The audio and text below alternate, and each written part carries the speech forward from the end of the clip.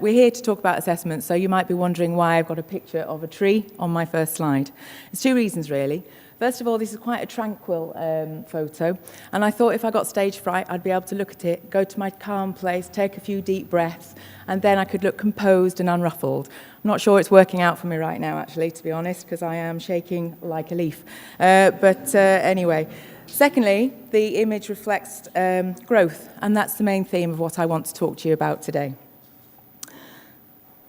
So what part do I play at BTL?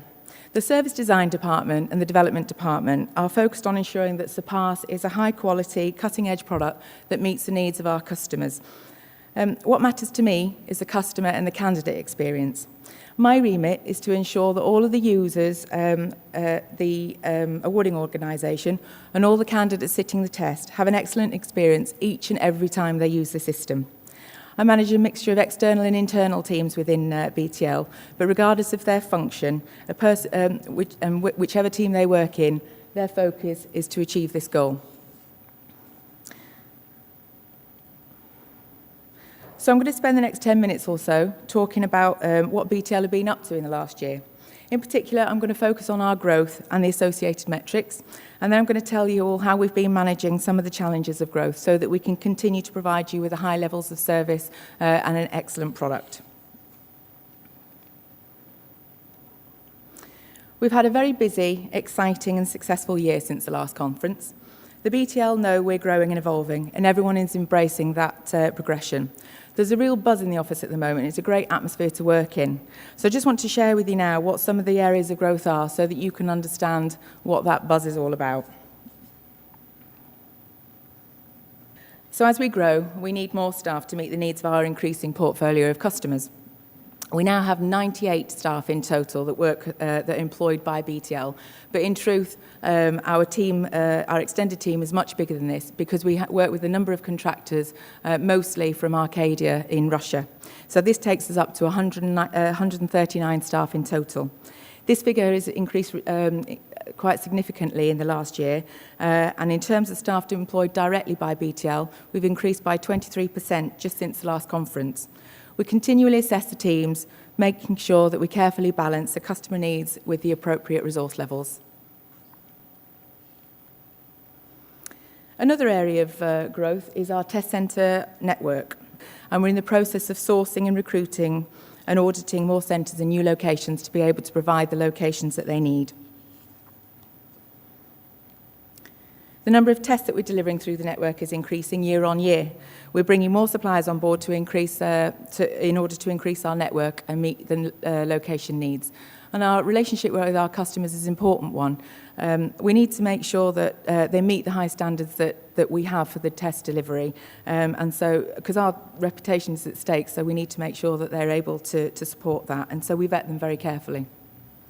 The test centre operations business is flourishing, and as a result of that, we've increased the size of the team so that we can manage the increase in activity. BTL have solid and sound finances, and we continue to see further growth of our core business activities, which is reflected in the steady growth of our revenue. As you can see by this graph, we've had an increase of 40% in the last financial year, which is a great achievement. Over the last year, there's been major expenditure in the product. In fact, every single year that I can ever remember, there's been major investment in the product.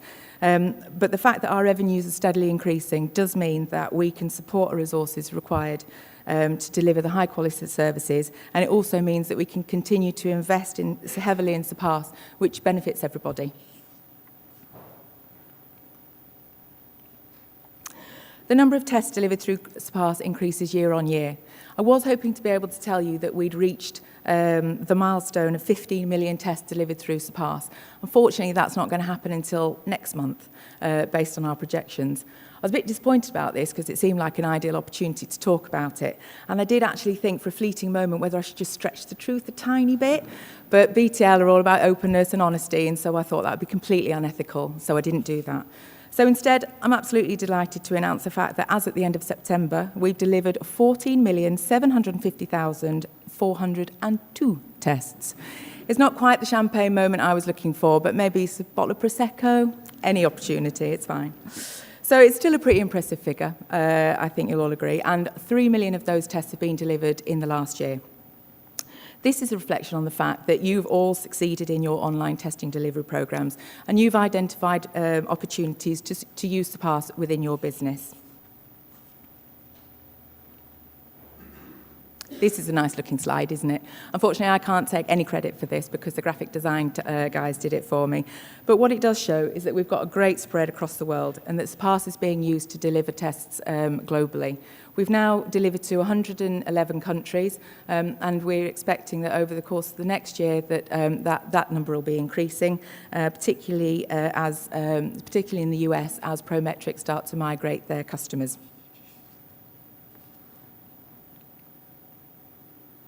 So, as you can see, there's been growth across all areas, which is great, because it means that we're succeeding in our strategy and in our goals.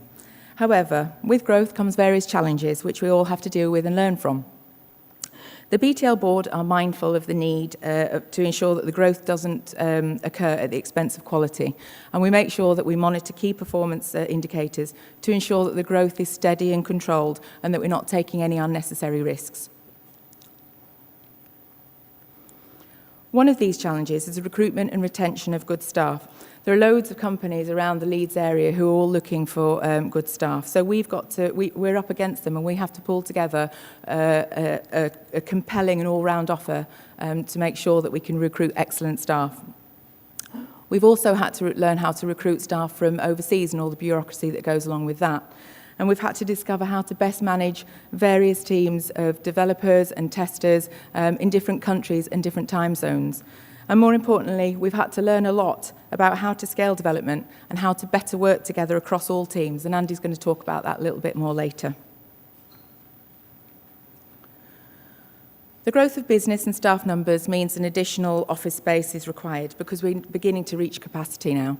In fact, I think if we recruit 1 or 2 more people, they might have to choose someone whose lap they're going to sit on. It's getting that cosy. The list of requirements for the team is, and from the team back at the office for premises, is as long as my arm.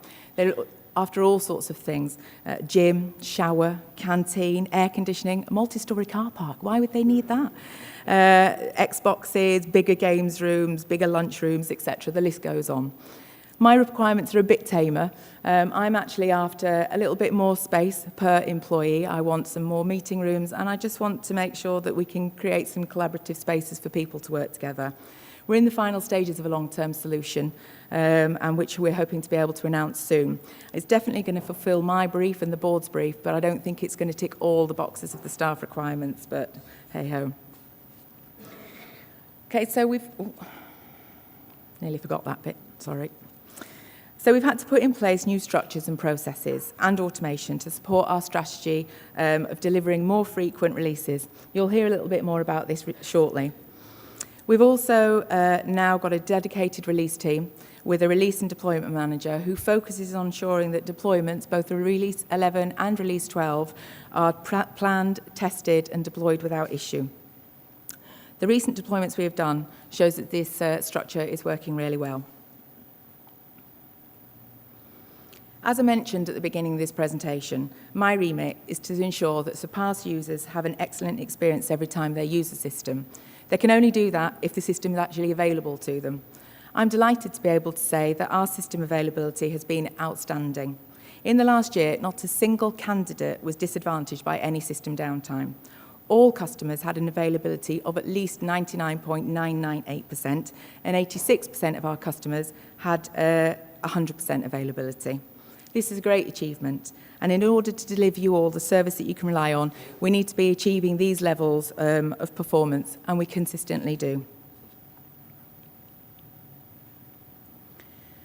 We've always wanted to ensure that our processes were aligned with best practice. We were accredited with ISO 9001 in 2011. That's a lot of numbers. And we continue to work hard on ensuring that our processes are evolving and that they actually reflect real life. We now feel that we're at the stage where we want to improve further by getting accreditation of ISO 27001, and we're aiming to do that by February next year. Even though we recognise that compliance to standards is a significant commitment, we accept that as we grow, we need these types of standards in place to try and support our working practices.